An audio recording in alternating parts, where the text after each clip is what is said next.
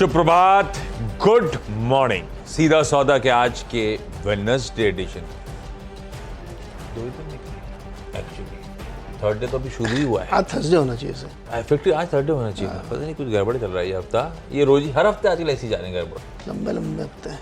एक तो 5 हफ्ते का वैसा मई है ना, ऐसा कुछ बहुत ही दिक्कत हो गई है। ठीक है, ये मई, हाँ मई का 5 हफ्ते थे और एकदम आखिरी में जाके ये पिच में देख रहे हो, ऐसे ऐसे ग्रीन ग्रीन शेड उस कोने पे ज्यादा बने हुए हैं, ऐसा कुछ है क्या? पिच दिखाओ, सीधे पिच पे आ गए आज अपन लोग। ये आ गई पिच, हरे हरी पिच है। क्या है ये कोने में, क्या बोल रहा हो? ये पीछे जब ले गए तो दिख रहा था ज्यादा शेड्स हरे के थे, घास बढ़ गई थोड़ी। घास क्यों बढ़ गई? आज तो कुछ अच्छा दिन आने वाला था, बिल पास हो जाता है ऐसा बोल रहे थे। बिल तो पास होगा, किस फॉर्म में पास होगा वो सवाल ये रह गया। वो सवाल है, आपस में लड़ मर रहे हैं और झगड़ा कर रहे हैं बहुत ज़्यादा। लेकिन आज मार्केट के लिए ग्लोबल क्यूज अच्छे नहीं है, क्योंकि वो डेट सीलिंग का झंझट, क्रूड का गिरना, चाइना में रियल एस्टेट में फिर से तबाही शुरू हुई है, बहुत PMI भी गिर गया है सब। हाँ हो गया। चाइनीज स्टॉक जो यूएस में लिस्टेड है, इसको ड्रैगन इंडेक्स कहते हैं, उसमें बुरी तरह पिटाई चल रही है, खूब पिटाई हो रही है। केवल वही 2-4 में एनवीडिया को छोड़ के कुछ नहीं चला। एनवीडिया क्या मतलब 1 ट्रिलियन टच करके आ गया। बंदा मतलब क्या पैसे बना, $200 बिलियन 2 दिन में मार्केट कैप बढ़ गया, मतलब बढ़ गया। तो खैर आज मेरे हिसाब से नेगेटिव पिच। आप बताओ आप कैसे क्या करोगे? अपना क्या है, अपने को तो बढ़िया खबरें लेके आना है आपके लिए। अच्छा आज क्या है, इफेक्टिवली आखिरी दिन था जब आराम से टीम बन जाएगी। उसके बाद कल से बहुत मुश्किल होनी है। तो आज मैंने फिर थोड़ा सा रिलैक्स मोड पे, आज से दरअसल आज की क्लोज से MSCI का मई रिव्यू इफेक्टिव हो जाएगा। जो भी बदलाव MSCI ने मई मंथ में अनाउंस करे थे शुरुआत में, 31 मई की क्लोज से इफेक्टिव। अब MSCI क्या है, 2 बहुत की ट्रैक इंडिसेस है, MSCI और FTSE। ये दोनों वो हैं जो जितने भी ग्लोबली एक्टिव फंड्स नहीं है इंडिया में, और फिर भी इंडिया में एक्सपोजर लेना चाहते हैं, यानी कि पैसिवली एक्सपोजर लेना चाहते हैं, वो जनरली इन फंड्स को एम्यूलेट कर लेते हैं, उसी प्रोपोर्शन में पैसा डाल देते हैं। कोई उनके बिहाफ पे थर्ड पार्टी रिसर्च कर रही है जिस पे भरोसा है, और पैसा आता जाता है। तो दरअसल MSCI में कोई भी बदलाव, मतलब जो फंड को बेंचमार्क करके पैसा ला रहे हैं, ले जा रहे हैं, उतना इन्फ्यूजन होगा, उतना आउटफ्लो होंगे। तो आज पहला जो इंटरेस्टिंग स्टॉक है, जो सरप्राइज के तौर पे था, आपको याद होगा जब अनाउंसमेंट हुआ था तब सबने रिएक्ट कर लिया है। आज दरअसल असली फ्लोज का दिन है, इसीलिए इंपॉर्टेंट। मैक्स हेल्थकेयर का जरा स्टॉक स्क्रीन पर लेकर आइएगा। MSCI के ग्लोबल स्टैंडर्ड इंडेक्स में इसका इंक्लूजन है, और इंक्लूजन तगड़ा है। 0.52 वेटेज होगा इस स्टॉक का उस इंडेक्स में। 0.52% मतलब 47 मिलियन शेयर्स की आज बाजार बंद होने से पहले खरीदारी होनी है। इसका वो इंटरडे चार्ट उठाइएगा जिसमें वॉल्यूम्स NSE के दिखे मुझे, तो 4.7 करोड़ शेयर्स के वॉल्यूम्स। नहीं वॉल्यूम वाला नहीं दिखा सकते डायरेक्टर साहब, क्विकली दिखाइए यार।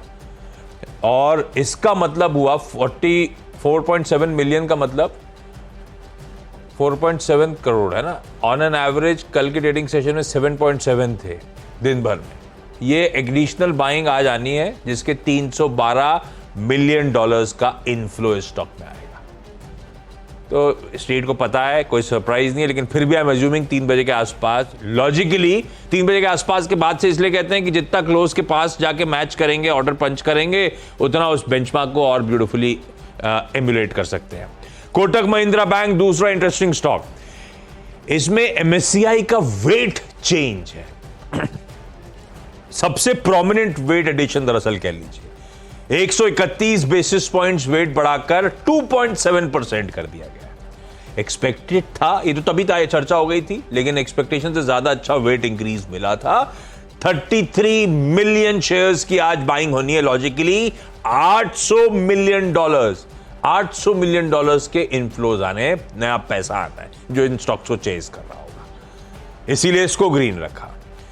एक इंक्लूजन रहा हिंदुस्तान एरोनॉटिक्स लिमिटेड का तमाम बुरी खबरें, उसकी फ्लीट्स ग्राउंड हो जाना इंडिया में तीनों आर्म फोर्सेस के द्वारा वगैरह वगैरह सबके बीच में वो स्टॉक डटा खड़ा रहा। आज भी 3000 क्या 3100 के ऊपर है।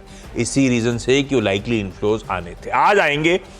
MSCI में इंक्लूजन हुआ है ग्लोबल स्टैंडर्ड इंडेक्स में 0.33% वेट के साथ, मतलब 5,50,00,000 शेयर्स की खरीदारी आनी है। $196 मिलियन की बाइंग यहां पे होगी। चौथा, सिर्फ इंपॉर्टेंट लेकर आया उस लिस्ट में से, जोमैटो।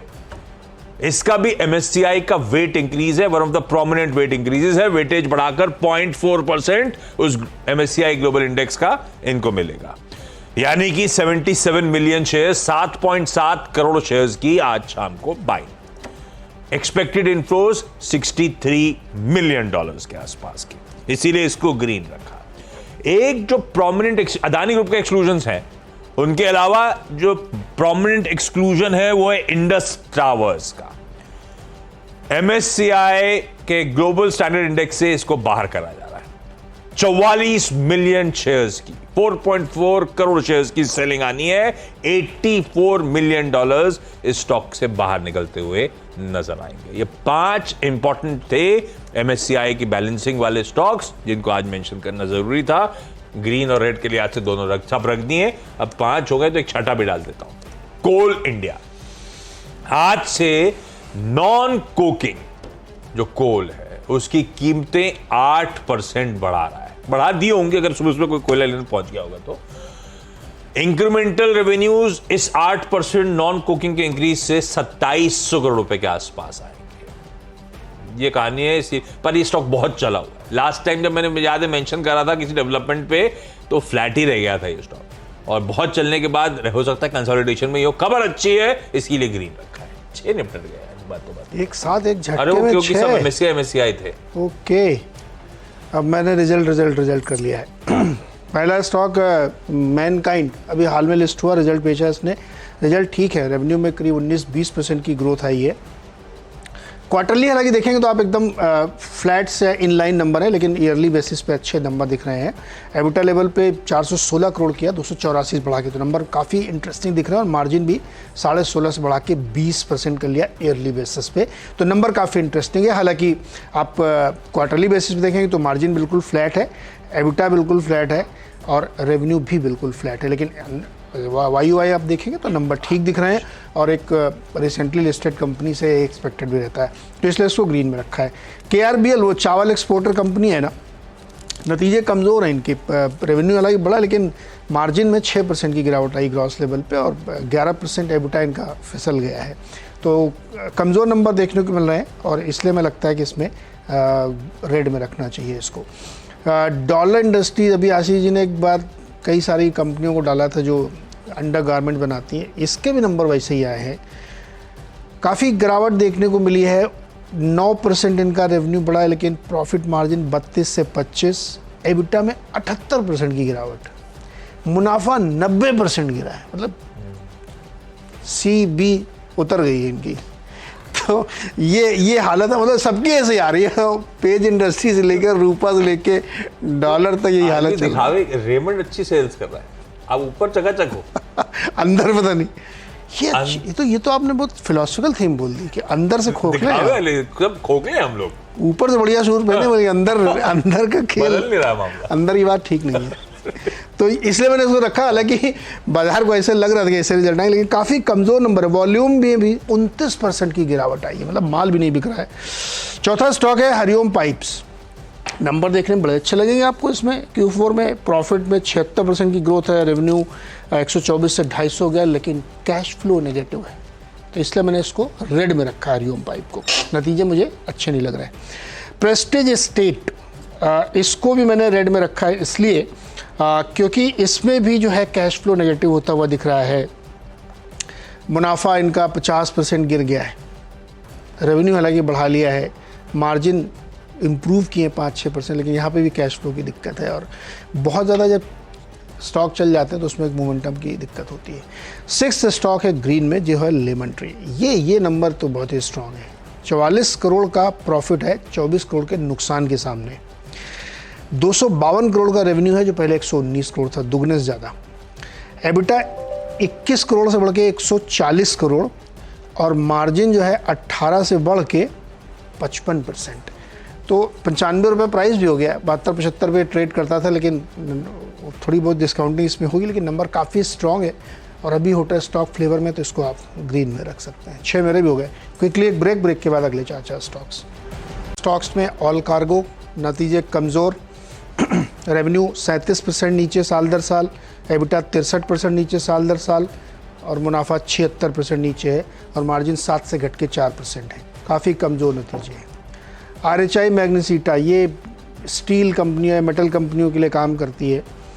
रेवेन्यू में 37-38%, इसमें हाँ रेवेन्यू में जो है 48% की ग्रोथ है, लेकिन ऑपरेटिंग प्रॉफिट 66% डाउन और मार्जिन 23.5 से घट के 5.25। इस तरह के नतीजे हैं।